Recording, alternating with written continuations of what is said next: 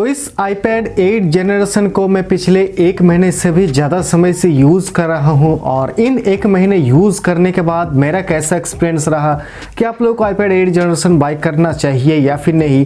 और इससे पहले मैं कोई भी एप्पल की डिवाइस नहीं यूज़ किया हूं, तो फर्स्ट टाइम एप्पल का iOS इस्तेमाल करने के बाद मुझे मेरा जो एक्सपीरियंस है वो कैसा रहा और क्या आप लोगों को इस iPad 8 जनरेशन को बाय करना चाहिए या फिर नहीं। और अगर आप लोग बाय करना भी चाहते हो तो किन किन बातों का आप लोगों को ध्यान रखना है, तो वो सब कुछ चीज़ों के ऊपर आज हम लोग बात करेंगे इस वीडियो में। और अगर आप लोगों को iPad 8 जनरेशन बाय करना है तो वीडियो डिस्क्रिप्शन में आपको लिंक मिल जाएगा, वहां से जाके आप iPad 8 जनरेशन को बाय कर सकते हो। तो सबसे पहले मैं यहाँ पे बात करना चाहूँगा इसकी बिल्ड क्वालिटी के बारे में। और ये एप्पल का प्रोडक्ट है और आप लोगों ने सुना ही होगा कि एप्पल के प्रोडक्ट्स में जो बिल्ड क्वालिटी इसका रहता है वो यहाँ पे काफ़ी अच्छा रहता है। लेकिन प्रैक्टिकल में इसका यूजेस क्या है, तो देखिए यहाँ पे काफ़ी सारे जो छोटे छोटे चीज़ है उसके ऊपर यहाँ पे ध्यान दिया गया है। सबसे पहले अगर मैं चारों तरफ कॉर्नर्स की बात करूँ तो कॉर्नर्स में एक आपको काटआउट देखने को मिल जाएगा। और ये जो छोटा सा काटआउट है इसके फायदे क्या है कि अगर आप इस तरह से हाथ में पकड़ के रखते हो काफ़ी देर तक अपने iPad को मूवीज़ वगैरह या फिर कोई भी काम वगैरह कर रहे हो, तो देन आपके हाथों में यहाँ पे कोई भी निशान या फिर कोई भी दर्द वगैरह यहाँ पे महसूस वगैरह नहीं होगा। तो इस तरीके का जो छोटा छोटा चीज़ है इसके ऊपर यहाँ पे काफ़ी ज़्यादा ध्यान दिया गया है। नेक्स्ट अगर मैं बात करूँ इसी iPad की चार्जर के बारे में, तो यहाँ पे आप देख सकते हो दो यहाँ पे सर्कल आपको देखने को मिल जाएगा लेफ्ट साइड में और राइट साइड में। इसका भी फायदा यही है कि ये एक तरफ से ग्रिप बन जाता है। तो अगर आपके घर में कोई भी सॉकेट अगर आपका मान लीजिए थोड़ा सा टाइट वगैरह है तो देन इस एडाप्टर को निकालने में यहाँ पे एक ग्रिप टाइप का बन जाता है और जो कि ये आसान भी होगा। तो इस तरीके का जो छोटा छोटा चीज़ है इसके ऊपर यहाँ पे काफ़ी ज़्यादा ध्यान दिया गया है। नेक्स्ट अगर मैं एक और चीज़ की बात करूँ तो इसके बैक साइड में आपको मेटलिक बैक देखने को मिल जाता है। लेकिन मैंने काफ़ी सारे फ़ोन्स और टैब्स एंड्रॉयड टैबलेट्स यूज़ किया हूँ इससे पहले, लेकिन वहाँ पे मैंने देखा था कि वो यहाँ पे काफ़ी ज़्यादा मेटल होगा तो मैक्सिमम केसेस में स्लिपरी हमें देखने को मिलता है। लेकिन इसमें आपको बिल्कुल भी स्लिपरी महसूस नहीं होगा। तो इस तरीके का जो चीज़ है वो यहाँ पे काफ़ी ध्यान दिया गया है इस iPad 8 जनरेशन के अंदर। और प्रॉब्लम्स की अगर मैं बात करूँ यहाँ पे, तो सबसे पहले तो बैक साइड में जो फिंगरप्रिंट वगैरह है वो काफ़ी जल्द आ जाता है। और एप्पल के अगर मैं यहाँ पे लोगों की बात करूँ तो यहाँ पे भी आप देख सकते हो यहाँ पे काफ़ी ज़्यादा फिंगरप्रिंट्स वगैरह आ चुका है। इसके अलावा इसकी स्क्रीन में भी यहाँ पे काफ़ी ज़्यादा फिंगरप्रिंट्स वगैरह आ जाता है, तो बीच बीच में आपको यहाँ पे साफ करना होगा। तो अब अगर मैं इसकी ऑडियो वीडियो क्वालिटी की बात करूं तो सबसे पहले बात करते हैं यहाँ पे ऑडियो के बारे में। और यहाँ पे ऑडियो का जो फॉर्मेट्स वगैरह है मोस्टली हम लोग MP3 FLAC फॉर्मेट को सुनते हैं, तो वो सब कुछ फॉर्मेट यहाँ पे सपोर्टेड है। और यहाँ पे काफ़ी सारे लोगों का ये यहाँ पे डाउट होगा कि अगर हमारे पास iPad है और एंड्रॉयड फ़ोन वगैरह है तो इसमें हम लोग फाइल्स वगैरह किस तरह से ट्रांसफ़र कर सकते हैं। तो जेंडर शेयरिट काफ़ी सारे आपको यहाँ पे ऑप्शंस देखने को मिल जाएगा, आप बिल्कुल भी आसानी से आप ट्रांसफर भी कर सकते हो। और मोस्टली जो भी वीडियो फॉर्मेट्स है जैसे कि MP4 फॉर्मेट हो गया, MKV फॉर्मेट हो गया, वो सारा का सारा फॉर्मेट्स इसमें सपोर्टेड है। तो अगर आप चाहते हो कोई वीडियोस, कोई आपका फेवरेट मूवीज वगैरह इसे आप ट्रांसफर करके देखो तो वो काम भी आप कर सकते हो। लेकिन हाँ, जो MP3 फॉर्मेट्स है, अगर आपका MP3 का जो फॉर्मेट है वो हाई बिट रेट रहा जैसे कि 320 kbps या फिर 256 kbps, तभी वो सपोर्ट करेगा मोस्टली केसेस में। अदरवाइज उसका अगर बिट रेट कम है यानी कि 128 kbps तो वो जनरली वो यहाँ पे सपोर्ट नहीं करता है। तो इस बात का आपको यहाँ पे ध्यान देना होगा। और ऑडियो क्वालिटी की अगर मैं यहाँ पे बात करूँ तो ऑडियो क्वालिटी इसका मुझे काफ़ी ज़्यादा पसंद आया है। ये आपको यहाँ पे डुअल स्टीरियो स्पीकर देखने को मिल जाएगा। लेकिन एक यहाँ पे मुझे शिकायत है कि अगर मैं अपने iPad को इस तरह से पकड़ता हूँ तो जो दोनों स्पीकर है वो ब्लॉक हो जाता है, तो देन ये साउंड उस तरह से नहीं निकलता है।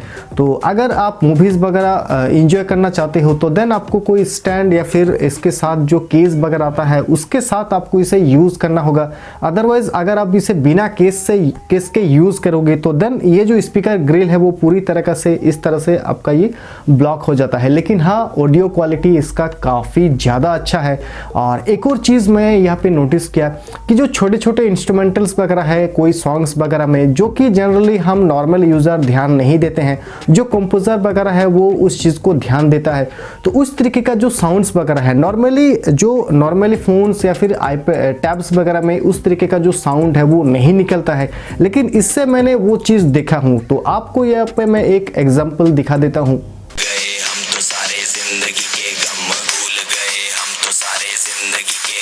तो यहाँ पे जैसे कि आप लोगों ने सुना कि चूड़ियों का जो छन छन आवाज़ है वो साफ साफ सुनाई दिया इस आईपैड से, लेकिन इस फ़ोन से मेरा नहीं सुनाई दिया। तो इस तरीके का जो छोटे छोटे इंस्ट्रूमेंटल्स वगैरह है वो यहाँ पे साफ साफ सुनाई देता है। और यहाँ पे तो मैंने आप लोगों को एक एग्जाम्पल सुनाया, इस तरीके का काफ़ी सारे एग्जाम्पल है। जब मैंने काफ़ी दिन इसे यूज़ किया इसके बाद मुझे ये चीज़ रियलाइज़ हुआ। और इसका जो बेस है वो भी यहाँ पे मुझे अच्छा लगा, लेकिन हाँ इसका जो वॉल्यूम लेवल है वो यहाँ पे एवरेज सा है, उतना ज़्यादा लाउड मुझे नहीं लगा।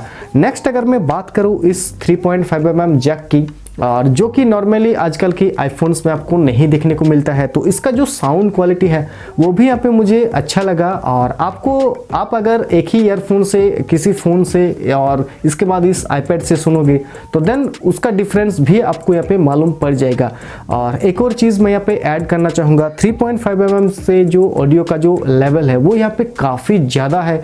मैं आज तक इससे जो फुल वॉल्यूम पे सॉन्ग सुन ही नहीं पाया, क्योंकि बहुत ज़्यादा यहाँ पे लाउड है। लेकिन हाँ डिस्टॉर्शन वगैरह बिल्कुल भी महसूस नहीं होता है फुल वॉल्यूम के बावजूद, चाहे वो ईयरफोन की बात करूँ यानी कि 3.5 mm की या फिर इस स्पीकर की। और मैंने तो नहीं सुना, लेकिन ईयरफोन को सामने रख के मैंने यहाँ पे फुल वॉल्यूम दिया था, लेकिन उसके बाद भी मैंने कोई भी डिस्टॉर्शन वगैरह नोटिस नहीं की। और वीडियो की अगर मैं बात करूं तो यहाँ पे मैंने आप लोगों को बता चुका हूँ कि MK भी MP4 फॉर्मेट वगैरह ये सपोर्ट करता है, तो उस चीज़ का आपको यहाँ पे टेंशन बिल्कुल भी नहीं है। और स्क्रीन क्वालिटी तो इसका अच्छा है, लेकिन हाँ इसमें रिफ्लेक्शंस भी काफ़ी ज़्यादा आता है। तो यहाँ पे आप देख सकते हो कि अगर मेरा स्क्रीन ऑन भी है तब भी यहाँ पे आपको रिफ्लेक्शंस वगैरह काफ़ी ज़्यादा देखने को मिलेगा, तो ये यहाँ पे एक ड्रॉबैक बन जाता है। और इसके बाद अगर मैं इसके कुछ फीचर्स की बात करूं तो यहाँ पे आपको काफ़ी सारे फीचर्स देखने को मिल जाता है, जैसे कि आजकल की फ़ोन्स में हमें जो प्री इंस्टॉल्ड जो कस्टम OS में देखने को मिलता है। लाइक आप Shazam का इस्तेमाल कर सकते हो बिना किसी एप्लीकेशंस को यूज़ करके। आप यहाँ पे सिंपली इस कंट्रोल सेंटर को नीचे लाना होगा और यहाँ पे आपको आइकन दिख जाएगा, और जो भी आपका फेवरेट ट्रैक है उसे आप डायरेक्टली ट्रैक कर सकते हो। नेक्स्ट आपको स्क्रीन रिकॉर्डिंग, स्क्रीनशॉट, तो इस तरीके का जो सारे के सारे फीचर्स है जो आजकल के फ़ोन्स में हमें देखने को मिलता है वो सब कुछ आपको इस आईपैड में भी देखने को मिल जाएगा। और इसके लिए कोई अलग से ऐप्स वगैरह भी नहीं है, यानी कि ये प्री इंस्टॉल्ड आता है। और अब अगर मैं इसकी बैटरी बैकअप की बात करूं, बैटरी परफॉर्मेंस की बात करूं, तो इसका जो स्क्रीन ऑन टाइम है वो यहाँ पे काफ़ी ज़्यादा अच्छा मुझे लगा। अराउंड 8 से 9 घंटे का मुझे इसमें स्क्रीन ऑन टाइम देखने को मिला। और चार्जिंग की अगर मैं बात करूं तो 3 से 3.5 घंटे के अंदर अंदर इस एडाप्टर से ये फुल्ली चार्ज भी हो जाता है। और इस आईपैड में स्टूडेंट्स के लिए यहाँ पे क्या बेनिफिट्स है, तो सबसे पहले तो आपको डिस्टॉर्शन वगैरह बिल्कुल भी कम यहाँ पे लगेगा, क्योंकि फ़ोन्स में अगर हम लोग मान लीजिए कोई यूट्यूब में या फिर कोई भी ऑनलाइन क्लासेस वगैरह ले रहे हैं, तो देन अगर किसी का मैसेज आ गया, नोटिफिकेशन आ गया, तो देन हमें यहाँ पे डिस्टॉर्शन महसूस होता है। तो इस आईपैड में वो डिस्टॉर्शन तो सबसे पहले बिल्कुल भी नहीं महसूस होगा। अगर आप लोग न्यूज़पेपर पढ़ना चाहते हो, कोई PDF फाइल्स वगैरह पढ़ना चाहते हो, तो उसका एक्सपीरियंस यहाँ पे मैंने काफ़ी अच्छा देखा। और एक और खासियत की अगर मैं बात करूं कि आजकल YouTube में या फिर ऑनलाइन क्लासेस में अगर आपको कोई नोट टेकिंग वगैरह करना है, तो देन उस तरीके का जो मल्टीटास्किंग है, साइड में आपका छोटा सा विंडो रहेगा और आप फुल्ली नोट्स एप्लीकेशन को ओपन करके लिख भी सकते हो, कुछ नोट्स वगैरह भी टेक कर सकते हो। तो उस तरीके का चीज़ भी आपको यहाँ पे आसानी से देखने को मिल जाएगा। और बहुत सारे ऐसे वेबसाइट्स है जो फ़ोन्स में ओपन नहीं होता है डेस्कटॉप मोड ऑन करने के बाद भी। तो इस तरीके का जो प्रॉब्लम है इस आईपैड के साथ ऐसा नहीं है। आप कोई भी फॉर्म फिलअप या फिर IBPS वगैरह की वेबसाइट की अगर मैं बात करूं तो सब कुछ आपको यहाँ पे डेस्कटॉप का एक्सपीरियंस देखने को मिल जाएगा। और प्रॉब्लम्स की अगर मैं अभी बात करूं कि मैंने जब पहली बार एंड्रॉयड से इस आईपैड में स्विच किया तो मुझे क्या कुछ यहाँ पे प्रॉब्लम्स थोड़ा बहुत देखने को मिला। तो सबसे पहले तो मुझे जो 2-3 दिन काफ़ी ज़्यादा प्रॉब्लम हुआ कि वो यही कि इसमें कोई भी बैक बटन नहीं है, सिंपली एक ही बटन है जो कि टच ID सेंसर भी है। तो बैक बटन ना होने के बाद सबसे पहले मुझे वो यहाँ पे ज़्यादा कुछ प्रॉब्लम वगैरह हुआ, लेकिन कुछ दिनों के बाद वो मुझे हैबिट हो गया। और इसके इसके बाद अभी कोई भी प्रॉब्लम वगैरह नहीं होता है। तो जेस्चर्स में यहाँ पे थोड़ा बहुत आपको पहली बार प्रॉब्लम होगा, और एक बार अगर आप यूज टू हो गए तो देन इसके बाद कोई प्रॉब्लम आपको नहीं होगा।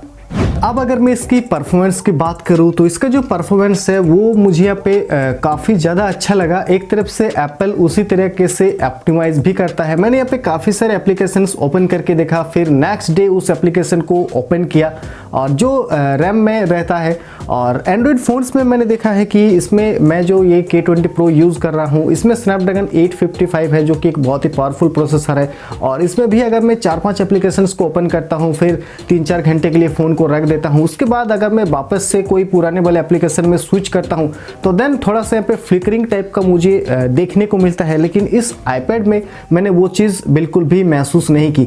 और ये जो फ्लिकरिंग वाला जो एक छोटा सा इशू है, यानी कि आपको महसूस होगा कि हाँ ये कुछ देर तक ऐसा ही पड़ा रहा, यानी कि स्लीप मोड टाइप वो एप्लीकेशंस में चला गया था।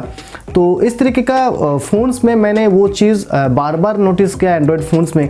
लेकिन इस टैब के अंदर मैंने एक दिन, उसके अगले दिन मैंने उस एप्लीकेशन को ओपन करके देखा तो इस तरीके का कोई भी फ्लिकरिंग वाला कोई भी प्रॉब्लम मैंने यहाँ पे महसूस नहीं की।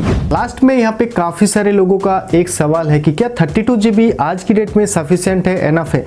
तो देखिए, सबसे पहले तो इसमें आपको 19 GB के अराउंड फ्री स्पेस देखने को मिल जाएगा जब आप पहली बार 32 GB वाला वेरिएंट परचेस करते हो, और आपका देन 3-4 GB और ऐड हो जाएगा, क्योंकि इसमें भी काफ़ी सारे ऐप्स बिना काम के अगर आपको लगता है तो उन सारे एप्लीकेशंस को आप अनइंस्टॉल करके आप और 2 से 3 GB तक आप और इंक्रीज कर सकते हो। और एक तरफ से मेरे लिए ये सफिशिएंट है, क्योंकि देखिए अगर आप कोई भी 32 GB वाला वेरिएंट परचेस करते हो तो देन आपको ये पता होगा कि हाँ इसमें सिर्फ 32 GB है, मैं इसमें कोई भी फालतू का एप्लीकेशंस, फालतू का फाइल्स वगैरह नहीं रखूँगा। आपका जितना दिन तक वो काम में आया फिर आप उसे डिलीट कर दोगे। तो इस तरीके का अगर आपका मेंटेलिटी रहा तो देन 32 GB आपके लिए एनफ है। तो अब ये वीडियो रिकॉर्ड हो रहा है फ्रंट कैमरा से, और फ्रंट कैमरा में वीडियो का क्वालिटी कैसा है आप यहाँ पे अंदाज़ा लगा सकते हो। और मैं अभी रूम लाइट में, जहाँ पे सिर्फ एक 20 वाट का LED ट्यूबलाइट जल रहा है, इस कंडीशन में इस वीडियो को मैं अभी रिकॉर्ड कर रहा हूँ। और जो आवाज़ आपको मिल रहा है वो भी आईपैड की डिफ़ॉल्ट माइक से मिल रहा है। तो ये वीडियो अभी मैं रिकॉर्ड कर रहा हूँ रियर कैमरा से, और रियर कैमरा का क्वालिटी आप यहाँ पे देख सकते हो। कंडीशन सेम, यहाँ पे एक 20 वाट का LED ट्यूबलाइट जल रहा है, और जो आवाज़ आपको मिल रहा है वो भी आईपैड की डिफ़ॉल्ट माइक से, कोई भी मैंने यहाँ पे एक्सटर्नल माइक वगैरह का इस्तेमाल नहीं कर रहा हूँ। और कैमराज की अगर मैं बात करूँ तो कैमरा इसमें आपको एवरेज टाइप का देखने को मिल जाता है, जो कि नॉर्मली अगर आप जूम कॉल्स वगैरह टेक करते हो, या फिर कोई भी अगर आपको स्कैन करके वगैरह में रखना है, स्कैन करके, तो देन वो काम आप आसानी से कर सकते हो। लेकिन हाँ, फ़ोन के जितना इसका कैमरा पावरफुल नहीं है। तो गाइज, आई होप कि आप लोगों को ये वीडियो पसंद आया होगा। और अगर आप iPad 8 जनरेशन बाय करना चाहते हो तो वीडियो डिस्क्रिप्शन में आपको लिंक मिल जाएगा, वहाँ से जाके आप iPad 8 जनरेशन बाय कर सकते हो। और इसके रिगार्डिंग अगर आपके मन में कोई और सवाल है तो नीचे मुझे आप कमेंट करके बता सकते हो, पूछ सकते हो। और इसी तरीके का और भी इंटरेस्टिंग वीडियोज़ आगे देखने के लिए आप इंडियन डिजिटल टच को भी सब्सक्राइब कर लीजिएगा। आप लोगों का बहुत बहुत शुक्रिया इस वीडियो को देखने के लिए। Thank you.